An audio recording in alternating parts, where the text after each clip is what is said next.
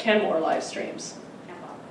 Bothell actually is a yes and a no, so I'm not sure which it is. They're on TV. Right. They have the Bothell TV, so you have to get to the Bothell TV. And Seattle has their own cable channel, the Seattle Schools, so they live stream. But it looks like there's some options, and I will, by the next board meeting, have done a more thorough look. In some cases, that's something connected to our board management system, which we just signed up for. It would be ideal, but we just signed a contract for this system from May to May. But you know, if this is a priority, we can take a look at what might happen down the road. But I will get with the folks in the districts who are doing it and find out a way, but it is possible, and we can get this going. So I will provide more information as we are able to make sense of this. So. Sense of how much it would cost? It's really variable, honestly. In Kent, they have an FTE at roughly $200, and then they have some interns in Lake Washington. Their communications department does it because they have a videographer on staff, so it costs them about $22,000. Tacoma School District, they have a district production team, so we're waiting to hear back from them. Anchorage, their web streaming, $2,500 annually with video on demand at $5,995. So I think, you know, we'll get outside the box, and I think Anchorage uses Earthlink as a software system, and if it's really that reasonable, and we can do that. So anyhow, I have some more research to do, but we're on it. So there you have it. I think it's awesome. Thank you for checking into that. And Sure. it records it probably at the same time, so you still have probably a recording and a live stream. I believe the different systems have a variety of options, but we're on the hunt at this point. Sure. And I'll just give one other one, Snohomish County, that I encountered when we were going through our property purchase. I went in to check out some of their meetings, and they actually have these integrated to the agenda. Ones are nice because then the video starts and stops on the agenda item. So if you wanted to just go see agenda item 14, you basically go click on agenda item 14 and it'll run, whether it's a 2-minute or 2-hour video on agenda item 14, and the attachments will like WebEx, but it's captured in that sense if you just want that one particular item. So That's specifically what Anchorage has. Okay, And it's connected to board docs. Right, And the you're board right, it's sort of documents. like a menu, so that if you only wanted to look at pesticide management, for example, you would click on that and hear everything about that. So it's quite, it's indexed, so it's nice. yeah. All right, any other questions or comments from the board on that item? And we'll move along. The next item for discussion is school supply lists. Thank you, President Cast. So if Amy or not, we didn't put these attached, but in your blue folder, you'll see an April 20th, 2016 list and a May 10th. And so it's my understanding, and David Wellington's done a nice job of organizing this information. David and I had several conversations. It appears that in April 20th, there was communication that identified 3 groups. The left column was school only, so this was that schools would essentially provide printer paper, Kleenex, hand sanitizer, water in portables, USB, baby wipes, protractors. And that students and parents would essentially buy what was in the middle column, and then there would be this okay to donate if parents had you know, a desire to provide materials for students maybe who couldn't afford them. So then that list was modified between April 20th to May 10th, and the May 10th list then added, because there was a commitment to pay $5 of our MSOCs per FTE to support more school purchased items, the list on the school side got longer, the parent side got shorter, and there was still this okay to donate group. So I think there's been a wee bit of confusion, but not a lot. Some of the schools, David's done a really nice job of going through every school's supply list, and a couple of schools had merged the columns, which created, I think, the confusion. So David has since worked with each of those principals, so what would be current as of tomorrow, today probably, is that all school supply lists in the North Shore District will comply with the May 10th document. So I think the confusion was, do students have to provide any of their own school supplies versus none of their own school supplies? And I think the intent was that those generic classroom supplies will no longer be asked of children to bring in, Kleenex and so forth. They still, of course, would be expected to provide their own backpack, their own notebooks, their own pencils and so forth. So it wasn't like a zero school supply list, it was just the classroom pieces. David is going to meet with principals and PTAs and so forth, and we'll have a work plan developed this fall so we can message this through all the groups that it most impacts. So next year this should be a lot smoother. And then, thank you for that. I just want to make sure that on the school supplies that PTAs will not be. So last year, some PTAs were purchasing portable water, they were purchasing things that really the building should have been handling. So my understanding is that the MSOC money that goes towards the actual school purchases then should not be dipped into at a PTA. That would be correct. Okay, so is PTAs everyone clear could- on that?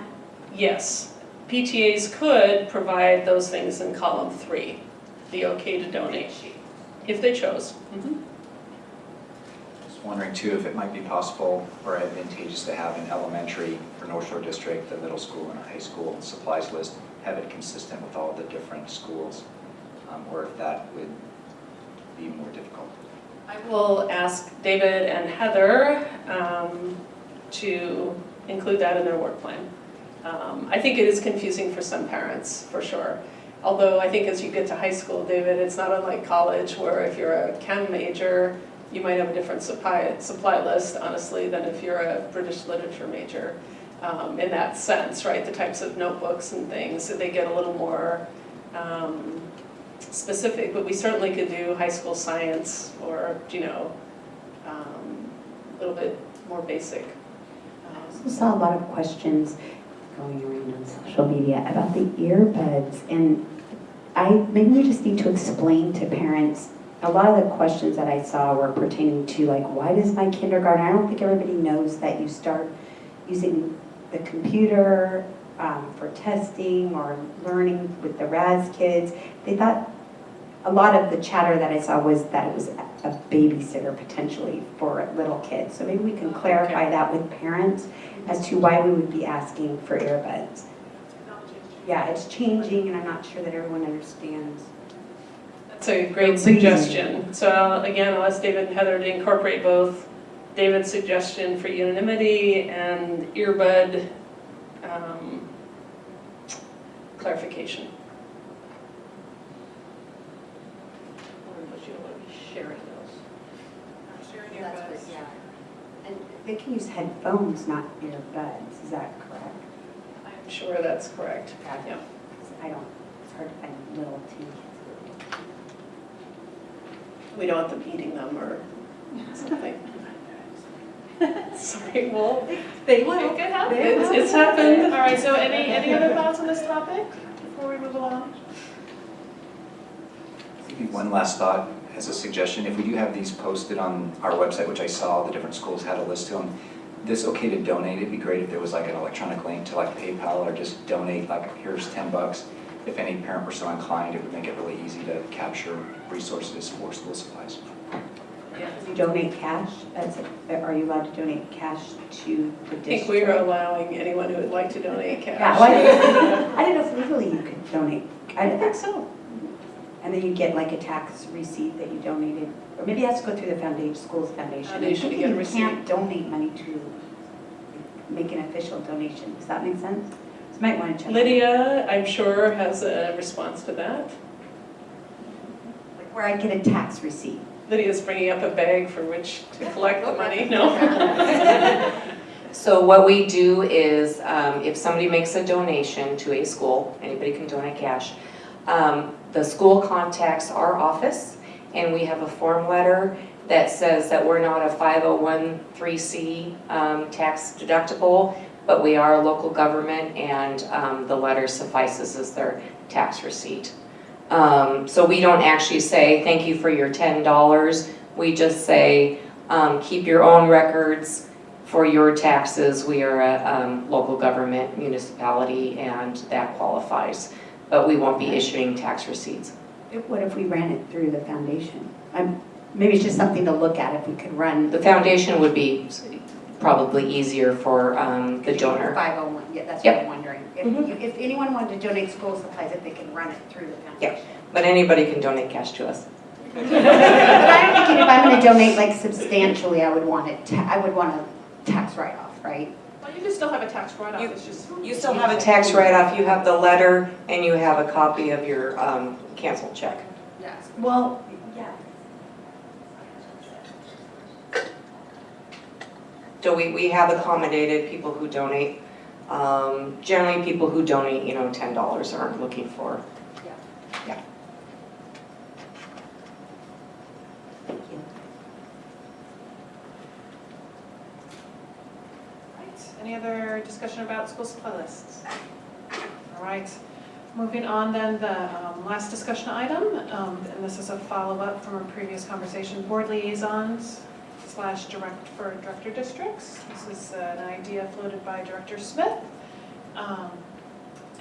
In November, when we do officer elections, that's also when we as a board start talking about serving as liaisons with various organizations, and it could make some sense if this is an idea the board wants to do, that at the same time talk about getting on a cycle of being a liaison for a certain area, if that's something the board, again, would like to do. So just any thoughts?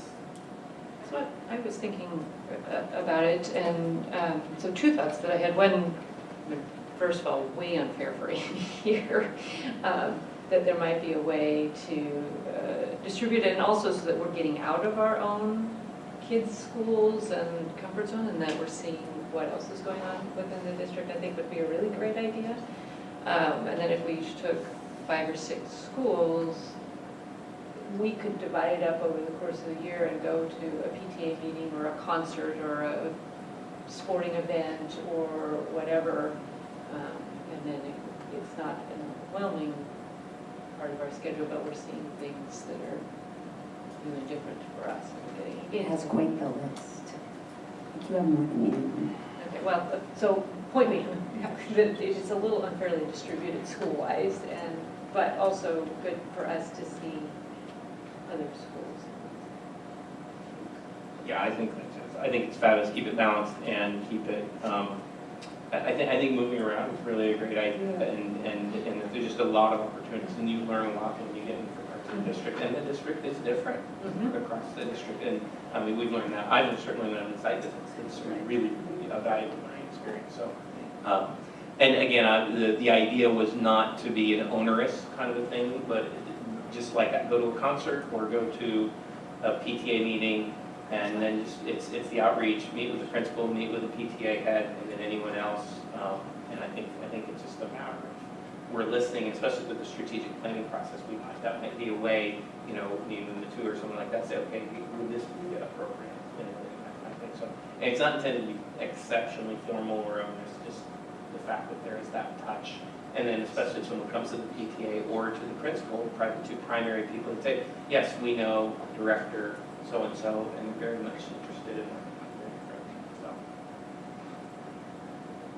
I'll second Director Hayes' idea that we randomize it. I think it's great to spread it out throughout the district. I'd be more interested in getting out.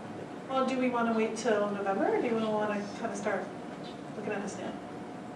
I mean, maybe for the first year, but it would probably. Find a way. Yeah, I don't think it's an urgent rush. I think it's a process that segues with other things. I wouldn't, and I think from the other same ideas. I didn't feel it was an urgent item, unless anyone else did. Yeah, because I think if we're going to do this, we should have the list sooner rather than later. Yeah, it gives us more time in the school year. Do people want to request schools, or should we really randomize it? I would think my own child's school. I would like my own child's school. You can always be there, of course. Maybe if they saw a different board member.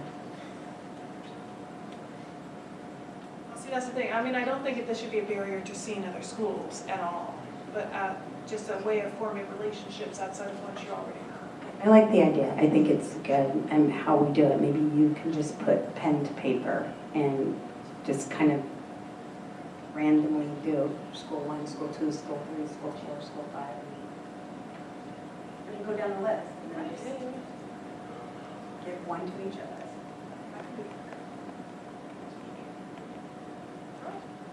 Great. Any other thoughts, discussion, before I move on? No? Okay. So next item on the agenda is new business. Any board members with new business? I wanted to just bring up from the citizen comment, we had the notion about the pest management, and I'd seen some of that chatter online earlier, and so would like to just find out where we're at, and if it's a big decision, to understand the consequences of it. And then the second one was the one about the cameras on stop sign paddles on bus stops. Apparently Mercer Island, in connection with their city, because I think they might have had to change the city code for being able to use cameras. So anyone who passes a bus while the paddle is out, and they have a no tolerance policy where it's the first time, and they're getting video evidence of that. So like the stop signs, stop light cameras.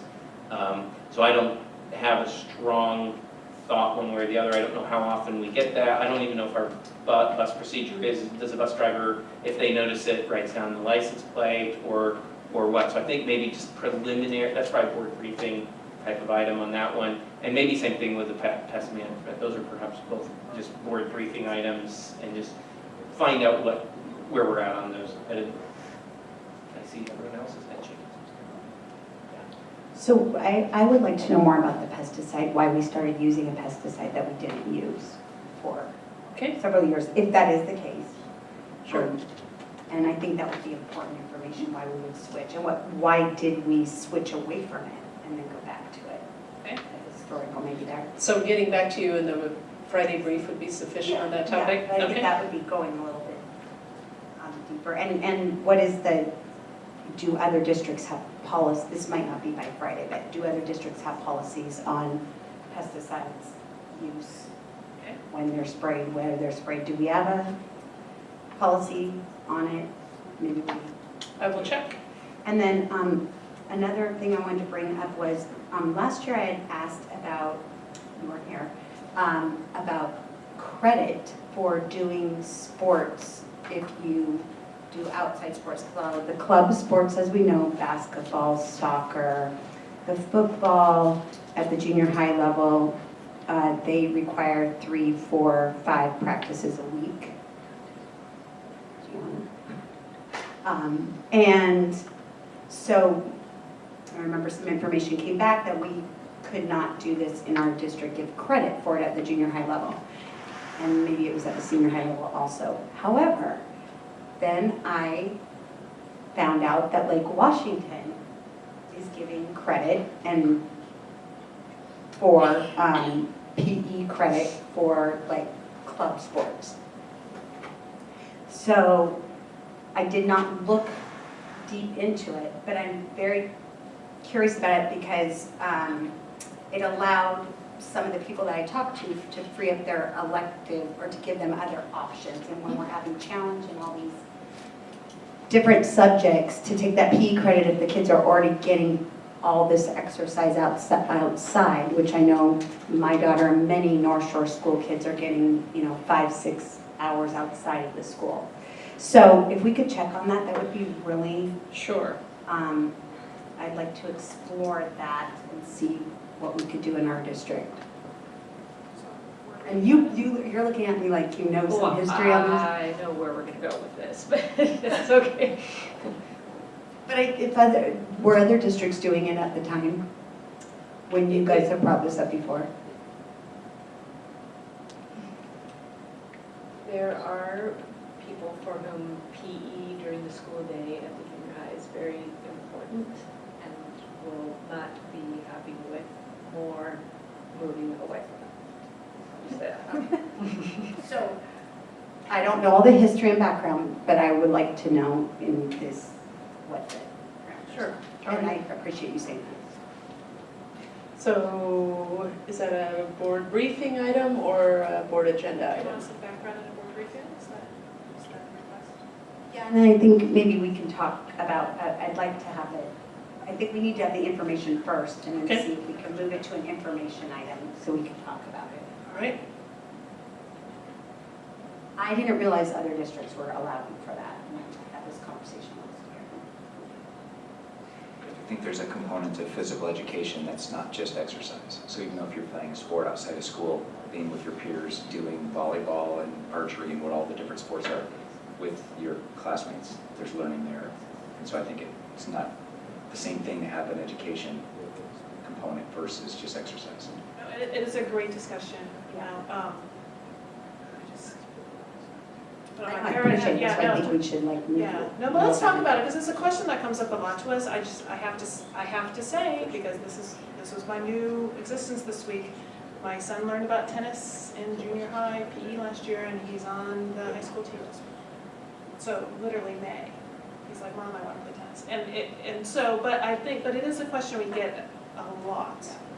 And so I think it's something that's applicable for us to discuss. We do offer alternative credits for PE, it's just in different, Like a not high, for, sorry to interrupt, but like a high school, if you do a varsity sport, you get, I think, a half a credit a term or something like that. But there are students who do alternative sports at the high school level, some, a deep number of hours and are not on their high school team for whatever reason.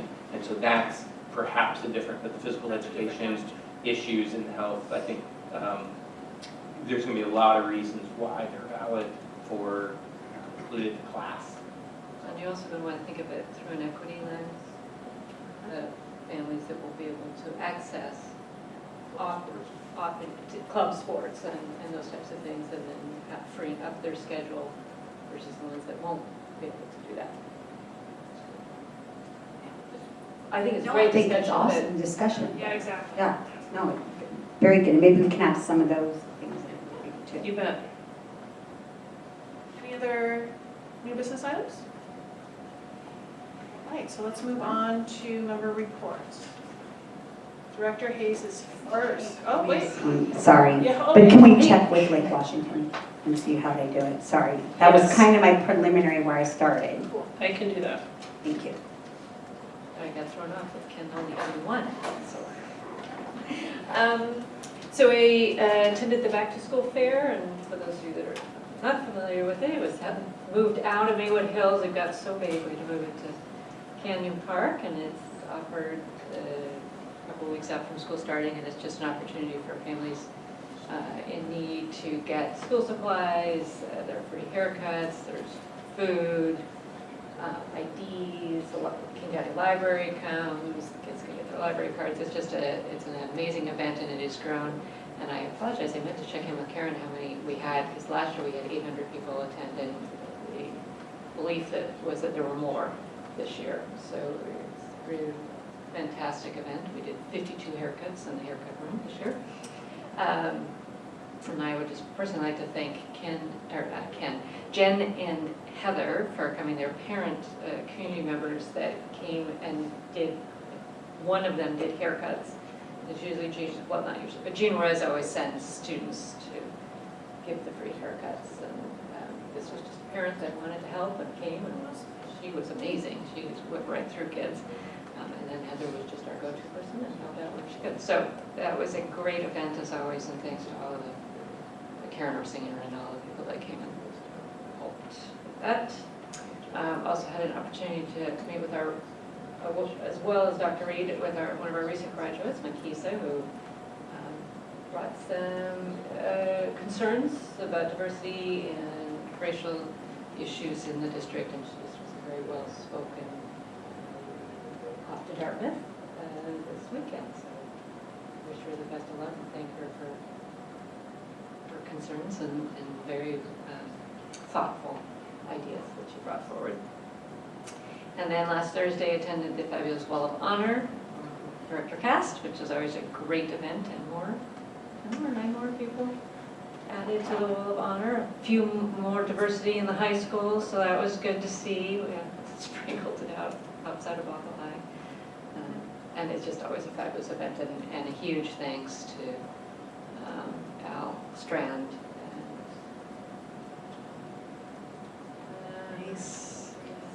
and Terry, who put that together in the countless hours that they do, because it's just really an amazing opportunity to recognize people that have either worked in our schools or attended our schools that have gone on to do great things. So, event. Look at you guys. Well, great. All right, Director Smith, any report? I was very sad I could not participate in Serve Day, and I think Serve Day is amazing, and something prevented me from doing that, but I did read the book, so that's my board report. Great, so Director D'Angelo. I didn't go anywhere or do anything that had to do with schools.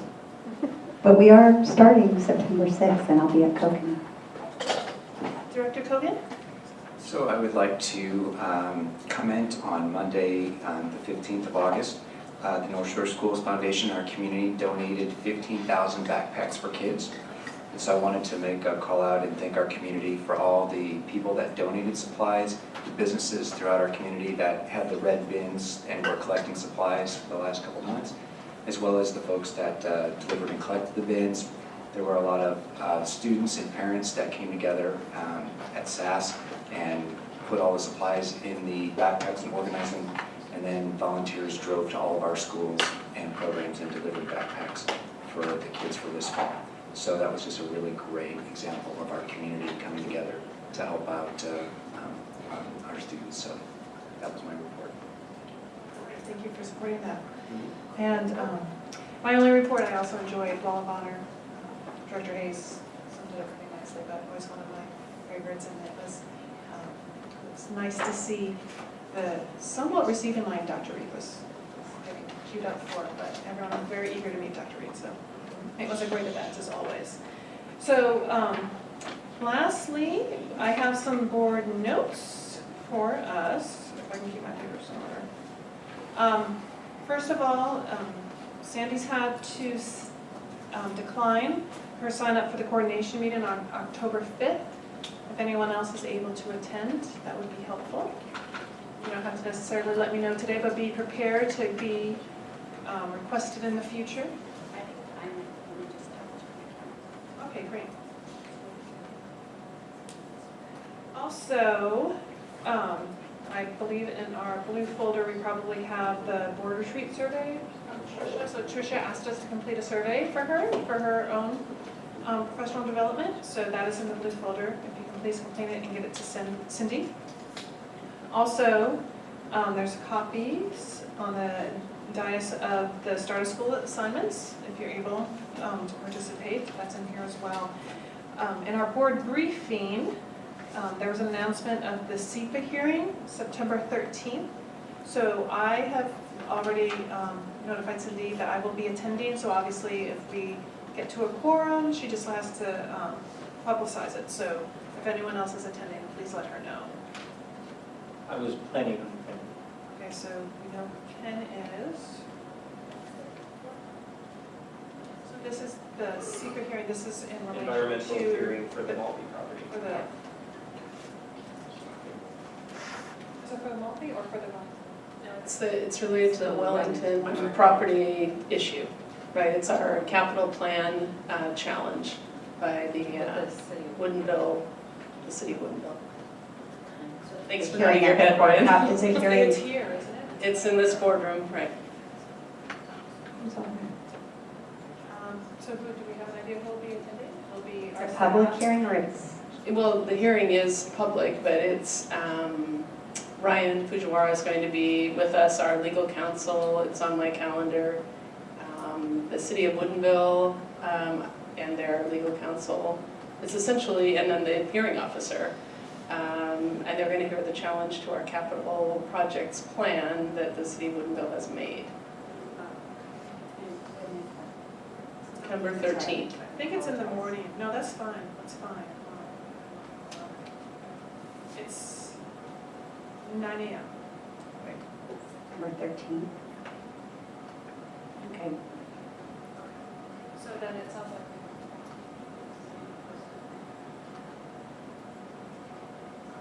So how long does it last for? It's variable. Depends on 9 how to much- 3 was, the room is reserved from 9 to 3. 2 days. 2 days, it could go spill into the 14th. So what, I mean, and please, honest question, if we can't stay for the full 6 hours and a board member has to step out, being that we're in the audience, would that be a complication? Okay. The board is not directly going to be questioned or have a direct role in this at all. So you're really simply going as an observer if you choose to go.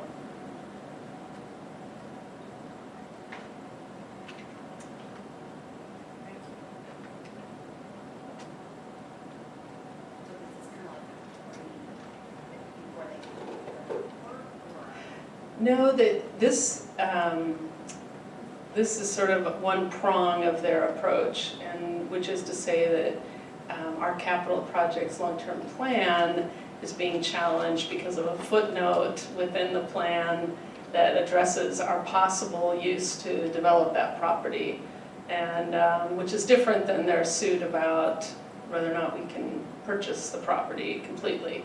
So as Ryan explained it to me, these are kind of parallel tracks. So sometimes when you get into a legal conflict, they come up with every possible challenge, and this happens to be about our plan. So Which is what prevented us from going forward with the impact. that's right. We can't collect impact fees till this plan is approved. So I think the plan was to delay that, and then maybe we would take the footnote out, and which we're not going to do. So we're moving forward with the hearing. This is different than the lawsuit that's Yes. already been underway since before we got That's into the correct. property. It's connected, but it's not the same process. That's correct. So, It's connected in that it's all the same property. so, Yeah. so Kimberly and Ken, do we know for sure? Because that's what makes the quorum. Or do you want to double check before we I ask? think we should put down a quorum, and I probably won't be here 9 to 3. Okay, so let's look at the. That gives us the, I think it's an important enough issue that we should have the freedom to be able to come Sure. and to see it. We can do that. And I want to keep up to speed on it for sure. Our community. All right, and then the, thank you. The last note for the agenda is just a logistical question for the WASDA conference in November. It's about time for Cindy to make flight arrangements, so if you want to think about when you want to head to Spokane, whether it's Wednesday evening, or I know you're going out early, Sandy, for Wednesday. So just start looking. Or Thursday, I'm sorry, you're right, it is Thursday, thank you. I just have dates. Yeah, so, but Cindy's going to need that soon, so please start looking at your calendar. There's also the WASDA regional meeting. I've not attended one of those coming up, and I didn't know if we were or if anyone was. Listening around, it's down in Auburn, which is Correct. a bit of a haul. Do we have that date? September 29th? It's in the folder. Which is a In the Thursday. folder. Should be- It's, if anyone can attend it, it's helpful to attend. Yeah, it'd be great if at least one of us could go, and I'm still flushing out my calendar, but it's a Thursday. Yeah, it's possible, but I don't know if just one of us can do it. Let's maybe touch base. Okay. Maybe it was the I'm 28th. open. I feel like it's the last Wednesday. Yes, this one's Thursday, and it's. It was a Thursday, but yeah, it is in It's Auburn. probably, I'd like to go, but I think it's problematic for me. Okay, so we're unsure. Yeah. We certainly don't, doesn't look like we have a quorum, so just one person. Usually one or two. Okay.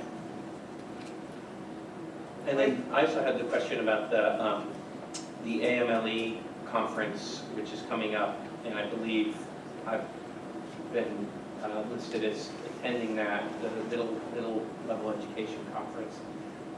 And that's the October 11th. And so if I went, I might have to call it, what was on the agenda for October 11th? Nothing, we don't. Board planner, our handy board planner. We're our handy board. Equity topics, achievement gap, natural leaders, PTSD. That's the study session.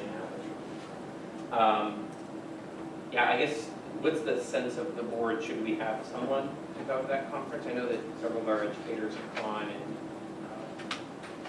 so, I don't know if there's a history of board members attending that. Usually the middle level education. the AMLE. Yeah, um, I think you should go. You think I should go? I think it would be good for someone to go, since we haven't, since none of us probably have that dive into it, and a lot of decisions are made based on that. When are we starting for a board meeting on the 11th? That one, 4 o'clock one. it's the 4 o'clock one, yeah. I just wanted to When double is the check. conference? That was a later So it's a start. 4 o'clock board meeting, 5 o'clock study session. Okay, I'll let people know. When is the Okay. conference? It's the 10th and 11th, it'd be Monday and Tuesday. It's in Austin, so I would probably just take a flight after that since it's 2 hours different. So the conference would be done, even for 4 o'clock, it'd be 6 o'clock local time, and just WebEx or something like that. So, All right, let us know. All right. Anything else? I did want to mention Cindy collected newsletters you had asked for. Do you want those regularly or from the schools or at your space? I think a hot link sent of the board briefing would be fine. I don't, I know some of us don't like paper as much. For trees. Okay, yeah, it's the welcome back. So I didn't know if you just wanted the welcome back newsletters or regular newsletters. I didn't ask for it, I don't think. Well, it was back when you were trying to, it was part of the broader conversation of being connected with all the different schools. And I had mentioned this was something we used to do for briefings. So I think that's where that came from.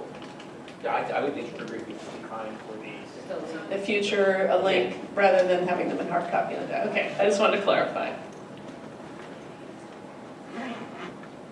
Got it. Thank you for getting those. Yeah, absolutely. They're wonderful. Yes, Cindy, thanks. Okay, so next on the agenda, I'm going to be calling a recess. The board will recess to an executive session in room 201 to discuss bargaining parameters. It's estimated the executive session will last 45 minutes, at which time the regular meeting will be reconvened. No action will be taken by the board while in executive session. Thank you. David, can we get a cold start? Yes. It's been 8 minutes. You might be 10 stuff.